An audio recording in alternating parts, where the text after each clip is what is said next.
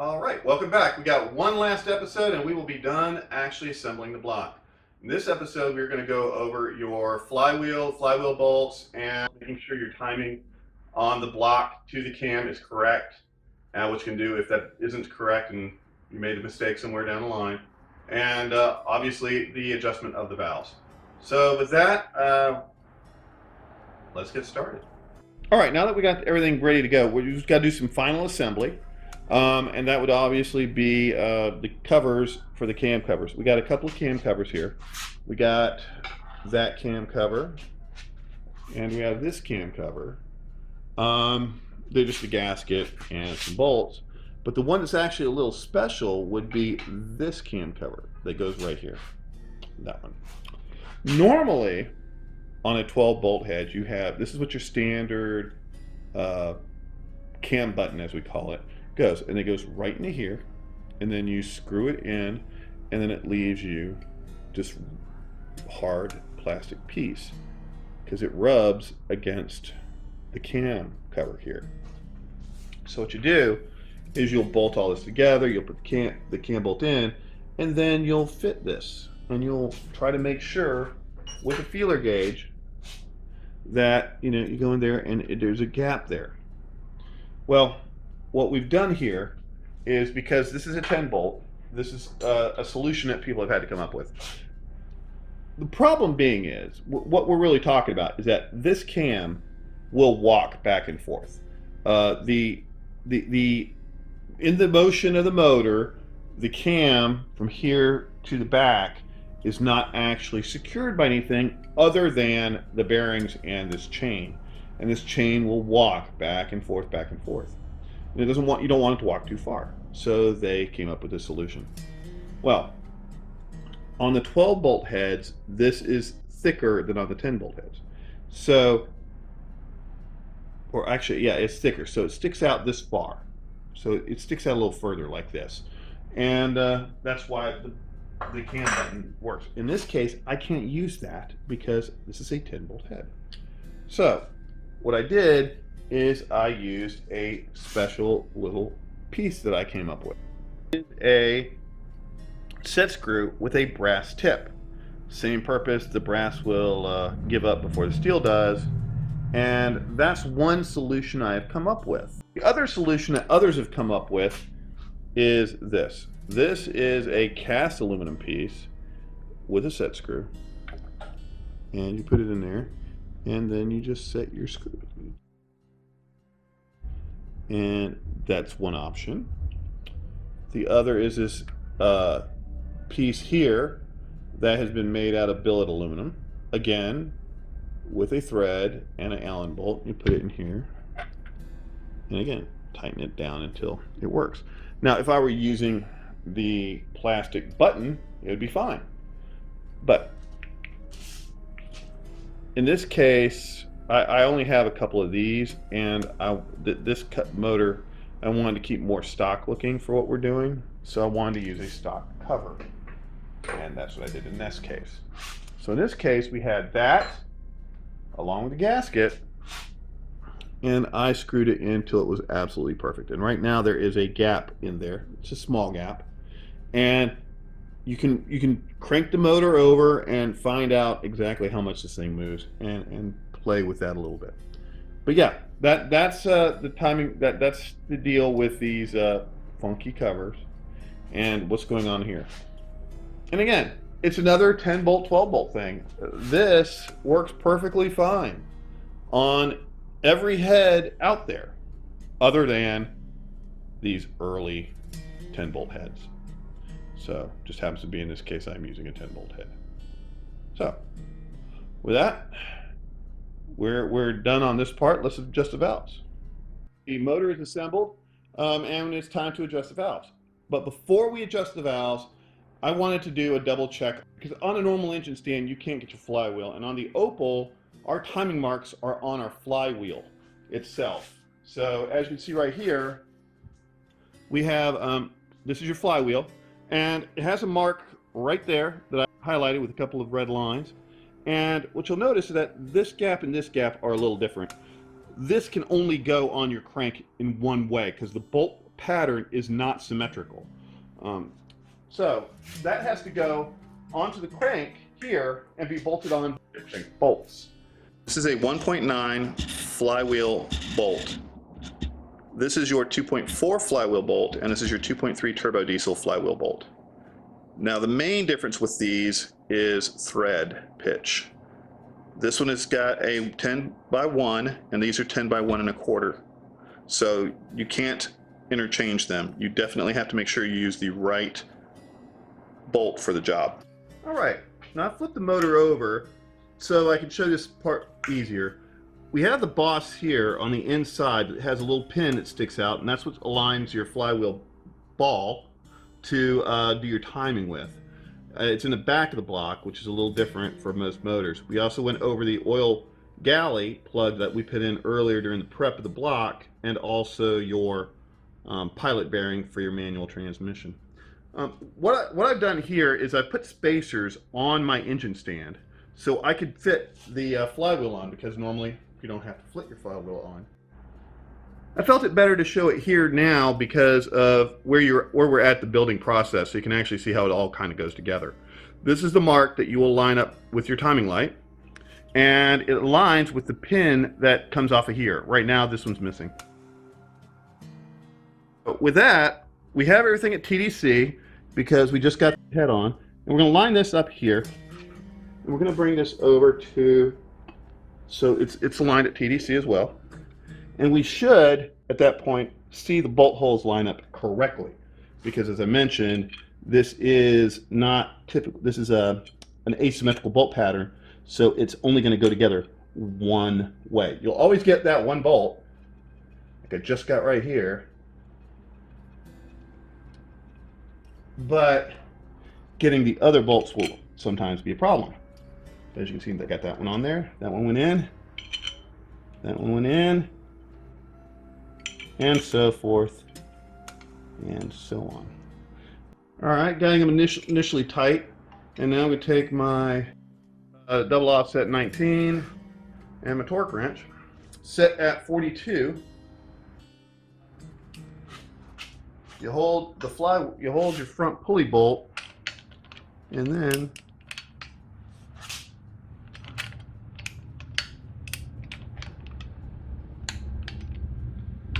in a crisscross pattern. Okay, so we have the motor flipped over back to where it's supposed to be, and here on your passenger side you will see your window, and you'll see the mark I had and the hole that's in this boss. There's normally a pin or a pointer that comes out of here. It's missing on this one. It's kind of a common occurrence. You can use a bolt or run anything through there, or you can just kind of use your eye and see how the alignment works there. Just alignment through the zero, basically through the center of the circle, those two pieces should align. Now remember how I always said we align everything to TDC number 4? Well, now that the motor's done, you need to align everything to TDC number 1, because that's how the distributor is set. How do you do that, you ask? Well, Opel didn't make it easy. You have to figure out which is number 1, and then you align to the back, as we mentioned before. Or in the case I have here, I have a tool. It's a special Opel tool from the dealers. Yeah, I don't expect any of you to have one. They're not common. So, but as you can see, you do this, and now all of a sudden you line to the ball there on this one, and your TDC number 1. Now, since nobody has one of these, they're fairly rare, you can use a square, a small square like this, and you can line it right there. And when you do, you will have roughly 2.5 inches, and it will be aligned right there at 2.5 inches. What's another way to know you're at TDC number 1? This is at 12, that is at 6, and that is aligned. If you're aligned there, and you're at 12 and 6, you're at number 1. So your distributor, it's that straightforward. Now, if you're using this check to make sure your cam is aligned properly, you don't need to be at number 4 either, because here's something to show you. If you are off the tooth, if you somehow, this chain jumped on you and you were off the tooth and you moved that much, you will be at 12 and 6, and you won't be aligned. Well, I mean, you will be aligned. But here's the thing. If you're aligned and that's not at 12 and 6, right? That's how much off you are. So if this is aligned and this looks like that, or looks like that, then you're off a tooth. It's dead up straight. It won't be off a half a tooth. What if you're done, you're all bolted down, and you have found out that somehow you slipped a tooth? So, you do not have to tear your motor apart. There is an option. This nice heavy duty, chisel or screwdriver will work. You're going to reach down in here and you're going to take a hammer and you're going to gently as you can with a hammer, bend that little plate that the sprocket was holding on, that was holding up the sprocket for you. That will allow you to drop the sprocket just enough that you can spin the sprocket one tooth at a time and then realign it and bolt it back on. It's not the funnest thing to do, but it does work. With that, we know this motor is lined up how it's supposed to be. Everything looks good. I guess now we should do the valve adjustment. There are two types of lifters in the Opel motor, as we pointed out before, hydraulic and solid. Solid lifters, you have to physically adjust the gap back here. They're a little trickier. Not really trickier, they're not that hard. It's just a matter of, I don't have one to show you. I'll show you later how to adjust them if you need to. But what we're going to do right now is we're going to adjust to standard hydraulic lifters.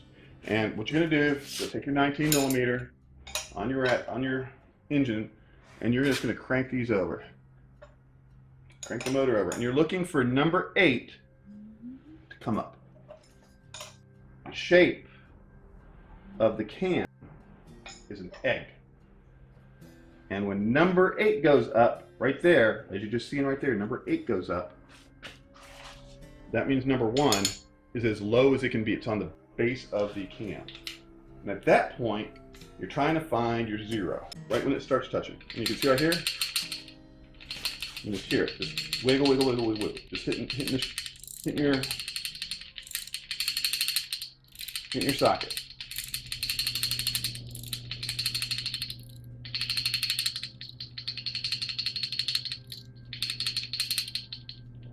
See it going quiet? It went quiet because it's touching. Now you go there, and now quit. Don't move it a lot. Don't. You can do that. You're just trying to. Don't put any weight to it. Show that it has any friction at all. Right there. That's number. Now you're at 0, and then you do 1 full turn, and that's it. Now it's time to go to the next one. So, and now you do just follow the order by number 9. 7 is up, 2 is adjusted. 6 is up, 3 is adjusted. 5 is up, 4 is adjusted. 4 is up, 5 is adjusted. 3 is up, 6 adjusted. 2 is up, 7 adjusted. 1 is up, 8 is adjusted. And as you do that, it's real simple. Follow the same procedure again.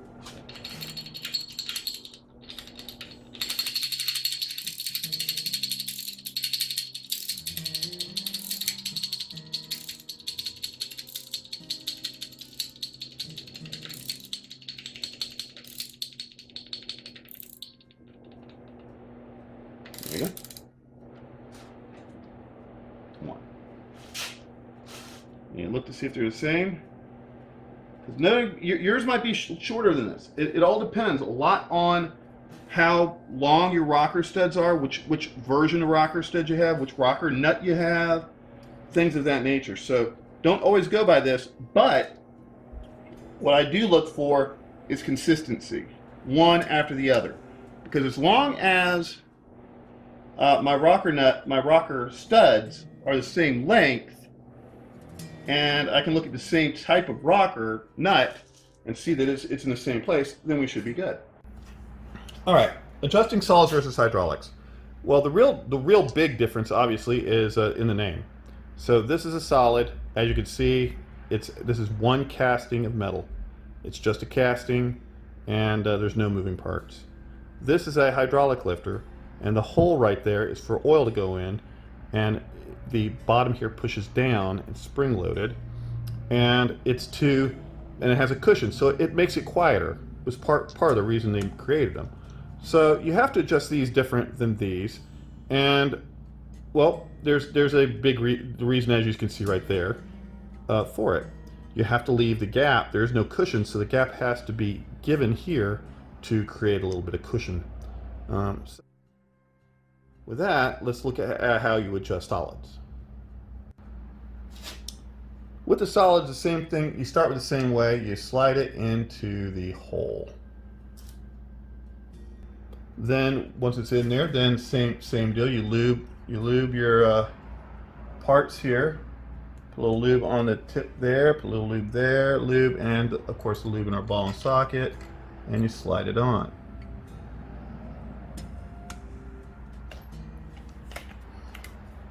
Then same way here. Go down a little bit. Still loose. As you can see.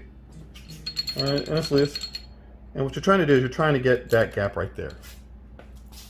And that gap is critical. It's going to be, on the stock Opel motors, it's a 12. It is 0.012. That is important to say stock because custom cams will have a different height. And one of the things to do is, like, you can sit here and wiggle this all day long, just like the hydraulics, but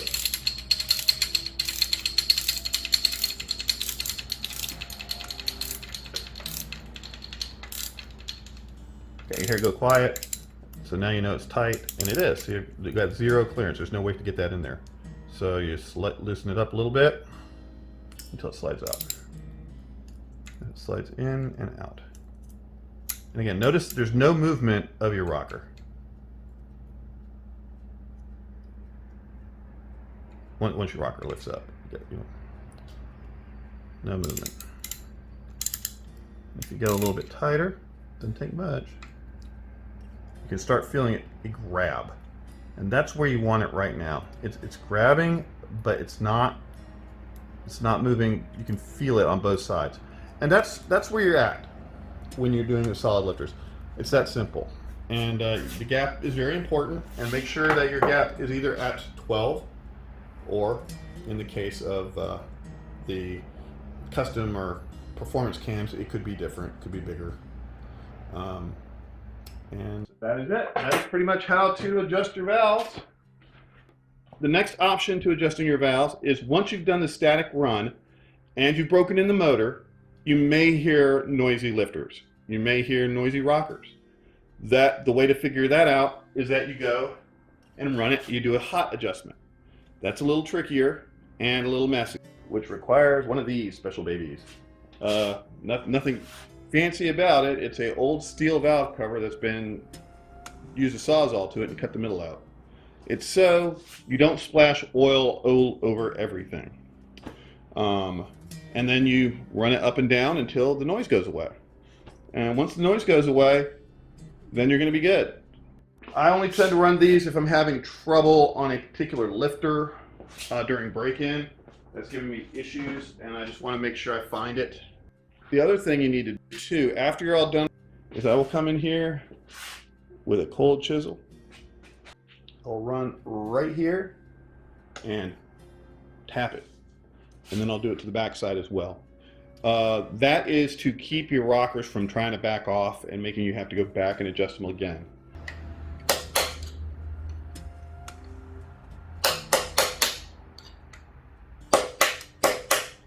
With that, we've come to the conclusion of building the Opel CIH motor.